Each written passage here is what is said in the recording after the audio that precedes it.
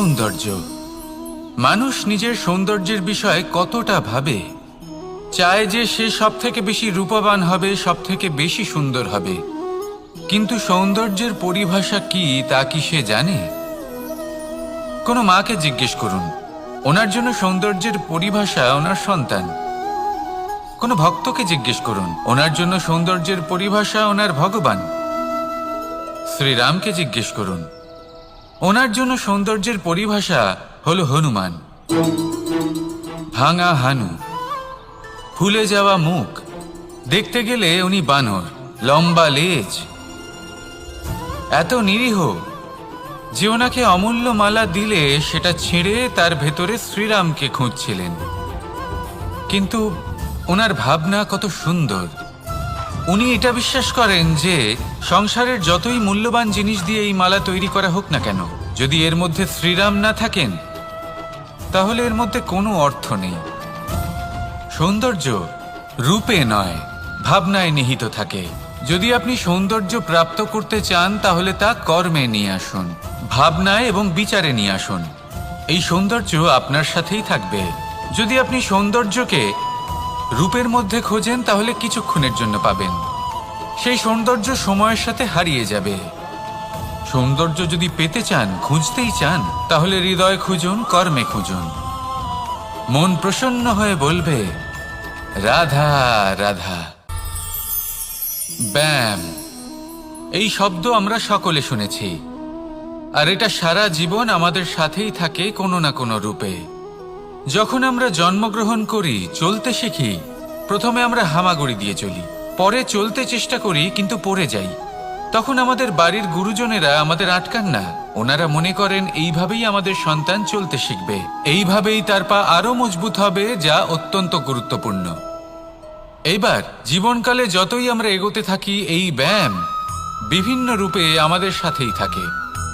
কিন্তু আপনি কি জানেন যে এই ব্যায়ামের তাৎপর্য আসলে কি? আপনি কি জানেন এই ব্যায়ামের মর্ম আসলে কি? যখনই আমরা এই ব্যায়াম করি, আমাদের শরীরের মাংসপেশি ক্ষয় হয়। প্রথমে তা ক্ষয় হয়, তারপর আবার তা নির্মিত হয়। আরো শ্রেষ্ঠ, আরো শক্তিশালী মাংসপেশি আমরা লাভ করি। অর্থাৎ এই ব্যায়াম হলো সৃজনের বিজ্ঞান। এই ব্যায়াম আমাদের জন্য অত্যন্ত আবশ্যক। সেই জন্য জীবনে যখনই কোনো কিছু নষ্ট হয়ে যায়, চলে যায়, তখন হতাশ হয়ে পড়বেন না, তাকে পুনর্নির্মাণ করার চেষ্টা করবেন। আর এই শিক্ষা আমরা লাভ করি পাখিদের থেকে। যখনই বর্ষা হয়, ঝড় আসে, যখন পাখির বাসা ভেঙে চুরমার হয়ে যায়, তারা হার মেনে নেয় না। সে আবার অল্প অল্প করে সব খুঁজে একত্রিত করে আবার নিজের বাসা বানিয়ে তোলে, পুনরায় এক জীবনকে জন্ম দেয়, এক নতুন পরিবারকে জন্ম দেয়। তাই মনে রাখবেন, জীবনে এইভাবেই যদি আপনি নির্মাণ করতে চান, সৃজন করতে চান, তাহলে সেই নির্মাণের জন্য ভাঙনের অভিজ্ঞতা থাকা অত্যন্ত আবশ্যক। ভগ্ন বস্তুকেও সম্মান করা অত্যন্ত আবশ্যক। এই আচরণ মনে নিয়ে আসুন, মন প্রসন্ন হয়ে বলবে রাধা রাধা। মানুষ ছোট হোক বা বড়, রাজা হোক বা দরিদ্র, সমস্ত মানুষের মধ্যে একটা সামঞ্জস্য থাকে। সমস্ত মানুষের কাছে তার প্রশংসা অত্যন্ত গুরুত্বপূর্ণ। সে খুবই প্রসন্ন হয় যদি আপনি তার প্রশংসা করেন। কিন্তু আপনি যদি তাকে এটা বলেন যে এটা তোমার ভুল ছিল, তোমার কিছু খামতি ছিল, তখন সেটা সে মানতে রাজিই থাকে না। সব মানুষ এটা শুনতে পছন্দ করে যে সে যেটা করেছে সেটাই সর্বোত্তম। এবার আমি আপনাকে একটা কথা বলি, এ হলো নিন্দা, এ হলো প্রশংসা, আর এই হলো সত্য, যা সবার থেকে উচ্চস্থানীয়। সেই জন্য মানুষ আয়না দেখে।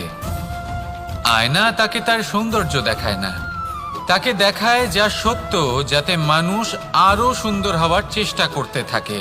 তাই আয়না অত্যন্ত গুরুত্বপূর্ণ সত্যকে জানার জন্য। জীবনে নিন্দুকের মাহাত্ম্য প্রশংসকের মাহাত্ম্যের থেকে অনেক বেশি। কেন?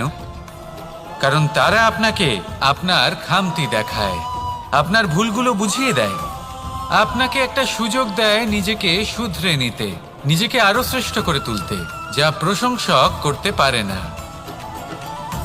তাই জীবনে যদি কখনো নিন্দা করা হয়, তাকে ভালোবেসে গ্রহণ করুন, ধন্যাত্মক রূপে গ্রহণ করুন। যদি নিজেকে কোনো শিক্ষা দেওয়া সম্ভব হয় তাহলে অবশ্যই দিন। দেখবেন মন প্রসন্ন হয়ে বলবে, রাধা রাধা। গুরু, যিনি পথ দেখান, আমাদের জীবনে অত্যন্ত গুরুত্বপূর্ণ, অত্যন্ত আবশ্যক।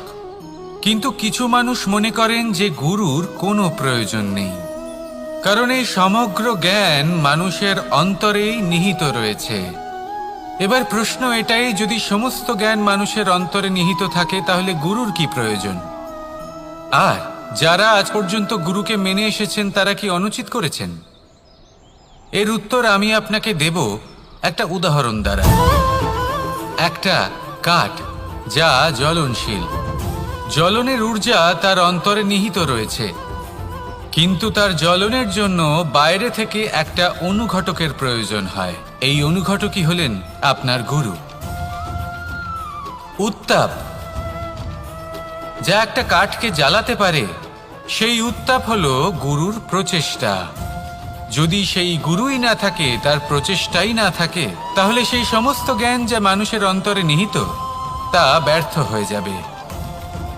যদি আপনার সাথে আপনার গুরু থাকেন, আপনার পথ প্রদর্শন করেন, আপনার অন্তরের জ্ঞানকে বাইরে নিয়ে আসতে পারেন, তাহলে তাকে সম্মান করুন আর আমার সাথে ভালোবেসে বলুন, রাধা রাধা। মানুষ যখন কোনো শক্তি লাভ করে তখন সে নিজেকে বলশালী মনে করে। শক্তি লাভ করলেই তার মধ্যে অহংকার চলে আসে, অভিমান চলে আসে। তার কারণ হলো সে একটা সহজ কথা বুঝতেই পারে না। এই সব যা হচ্ছে সময়ের জন্য হচ্ছে। সময়ের থেকে বেশি বলশালী আর কেউ নেই। এই সময়ের জন্যই রাবণ ভক্তি দ্বারা কৈলাস পর্বত তুলে নিয়েছিলেন।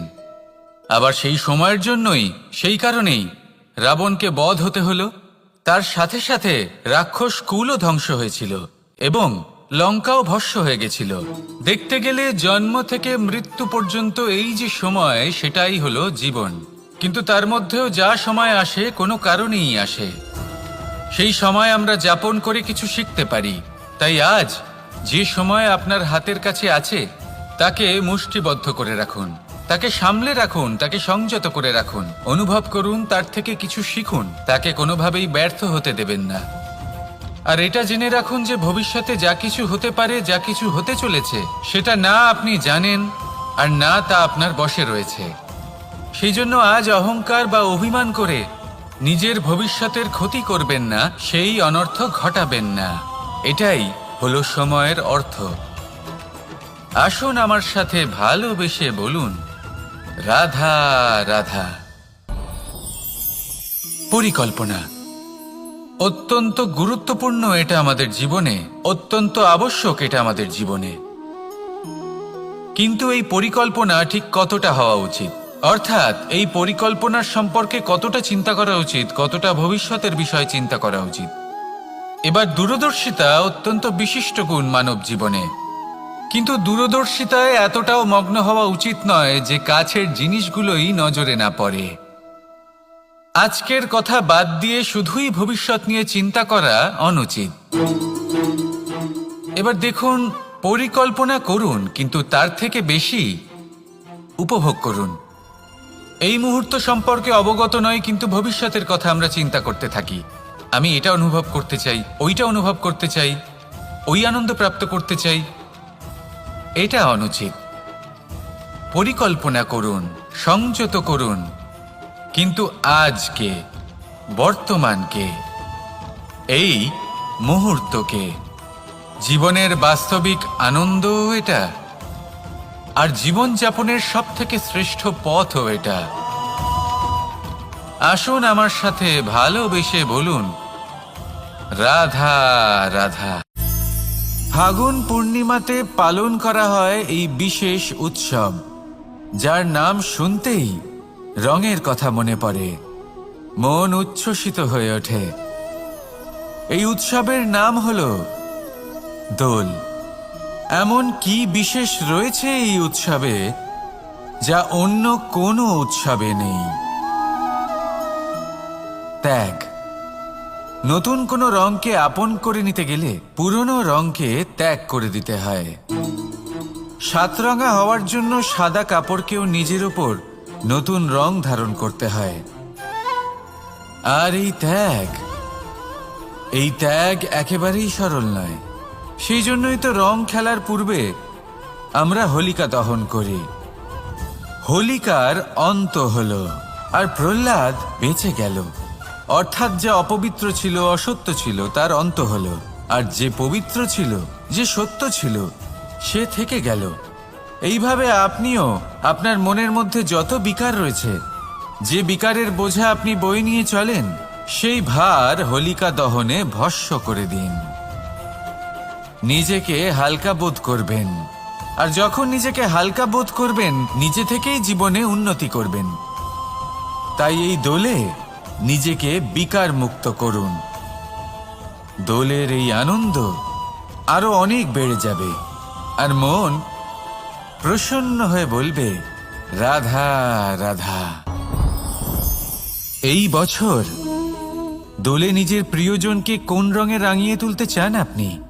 লাল, সবুজ, হলুদ, নীল, সাতরঙা, অনেক রং রয়েছে।